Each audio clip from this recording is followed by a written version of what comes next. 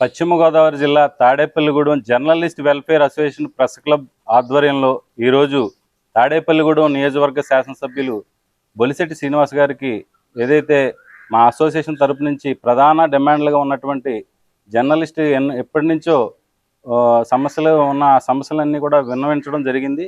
ఈ ప్రధాన డిమాండ్లుగా ఉన్నటువంటి ఏదైతే సొంత ఇంటి స్థలం, అదేవిధంగా ఆ సొంత ఇంటి స్థలంలో నిర్మాణం, అది ప్రధాన డిమాండ్. అదేవిధంగా ప్రెస్ క్లబ్ భవన నిర్మాణం స్థలం ఉంది, ఆ స్థలంలో కూడా భవన నిర్మాణం కార్యక్రమం గురించి, అదేవిధంగా ఏదైతే జర్నలిస్టు పిల్లలు ఇప్పుడు విద్యా సంవత్సరం ప్రారంభమైన నేపథ్యంలో 50% ఏదైతే ప్రైవేటు స్కూల్లో రాయితీ గురించి కూడా ఈ మూడు ప్రధానంగా తాడేపల్లిగూడెం శాసనసభ్యులు బొలిశెట్టి శ్రీనివాస్ గారికి విన్నవించడం జరిగింది. ఈ నేపథ్యంలో ఆయన మాకు సంబంధించినటువంటి విన్నపాలని కూడా ఆయన సానుకూలంగా విని ఆయన సానుకూలంగా స్పందించడం జరిగింది.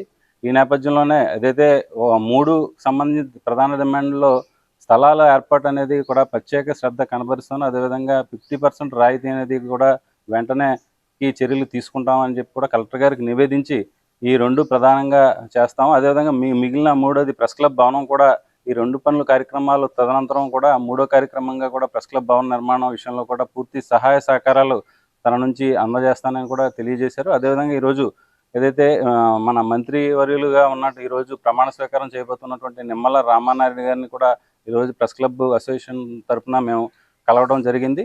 ఈ నేపథ్యంలో వారు కూడా స్వయంగా ఆయన మనం అడగటం కంటే కూడా ముందుగానే ప్రెస్ క్లబ్కి సంబంధించి మేము ప్రత్యేకంగా మీకు చేయడానికి మేము సానుకూలంగా ఉన్నాను కూడా ఆయన చెప్పడం జరిగింది. ఈ నేపథ్యంలో అందరి ఆశీస్సులు మనకి మెండుగా ఉన్నాయి ప్రెస్ క్లబ్కి. ఏదైతే ప్రధానంగా ఇప్పుడు తాడేపల్లిగూడెంకి సంబంధించి ప్రెస్ క్లబ్ అసోసియేషన్ మాది ఏపీడబ్ల్యూజీ అనుబంధంగా ఉన్న ప్రెస్ క్లబ్ అనుబంధంగా ఉన్నటువంటి తాడేపల్లిగూడెం అసోసియేషన్ చాలా బలంగా ఉంది. అదేవిధంగా మిగిలిన మిత్రులు ఎవరైతే మా తాడేపల్లిగూడెం ప్రెస్ క్లబ్లో ఉన్న మిగిలిన ప్రెస్ క్లబ్కి సంబంధించిన సభ్యులను కూడా కలుపుకుని ఈ స్థలం విషయంలో కానీ, ప్రెస్ క్లబ్ భవన నిర్మాణం విషయంలో కానీ, మిగిలినటువంటి అన్ని అభివృద్ధి సంక్షేమ విషయంలో కలుపుకుని ముందుకు వెళతాము.